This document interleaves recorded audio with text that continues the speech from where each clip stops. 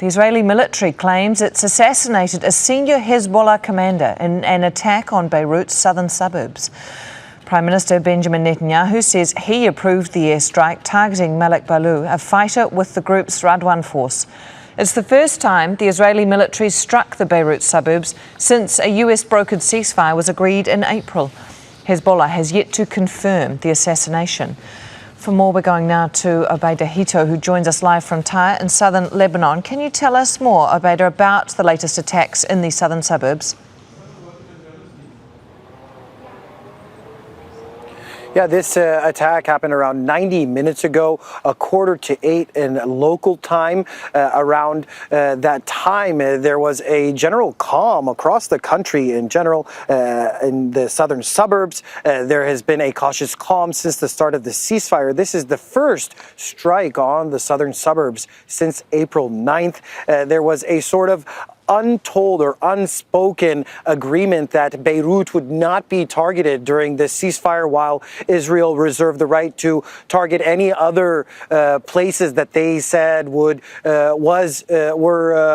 posing a threat to Israeli national security. But today, what we're seeing is Israel is going to be targeting places even in the southern suburbs. There were lots of people who returned to the southern suburbs during this ceasefire. The videos that are coming out show a neighborhood that's filled with actually civilians, families. I've spoken to some people here who have some family members in the southern suburbs who have decided to leave following these strikes. Since this strike happened, there's some mixed messaging coming out of Tel Aviv. It's not clear whether or not it was an aerial attack, jets in the sky that carried out these strikes, or if it was missiles launched from ships at sea. There's also some confusion about exactly who was the target in this building in the southern suburbs. Some people are assuming that the alleged target was Malek Balou, the commander of the Radwan forces in Hezbollah.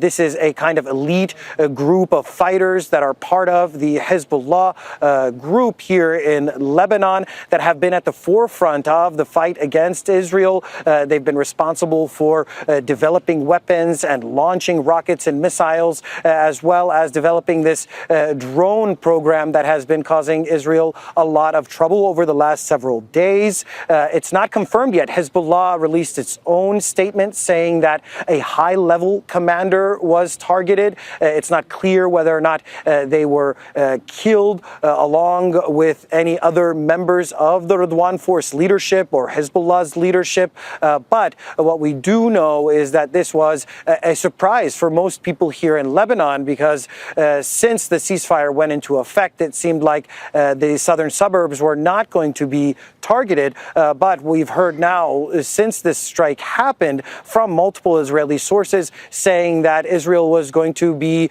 targeting anyone that poses a threat to Israel and Israel's northern communities, no matter where they are in the country. Obaida, there is supposed to be a ceasefire in place, but attacks clearly are continuing. Residents are now being told to evacuate. How dangerous is the situation there for civilians?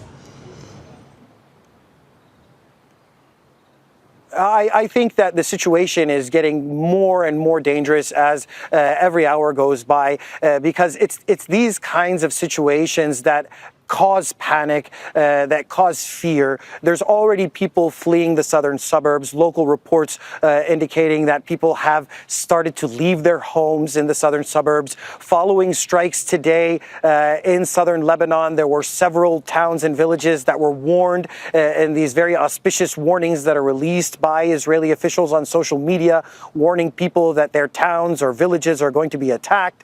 And in those places today, we saw a new wave of displacement. More and more people returned to the south following the ceasefire. We're more than 2 weeks into the ceasefire. You're getting a reaction from people here with a lot of mixed emotions. People thought they were going to be safe. People thought things were going to be calm. But what they've seen over the past 2 weeks is actually an expansion of Israeli attacks, an intensification of Israeli attacks, sometimes in different locations, places that were not expected, like we saw today in the western Beirut, where at least 4 4 people were killed, including the mayor of the town of Zalaya, as well as his wife and child. I'm hearing now a huge explosion in the distance here in the south and jets flying above us. And all of these factors are contributing to creating a great amount of panic for people who returned, thinking they were going to be able to pick up the pieces left behind by more than 6 weeks of violence. But that's not turning into the case. And the fear is that after this strike on the southern suburbs, that Hezbollah might want to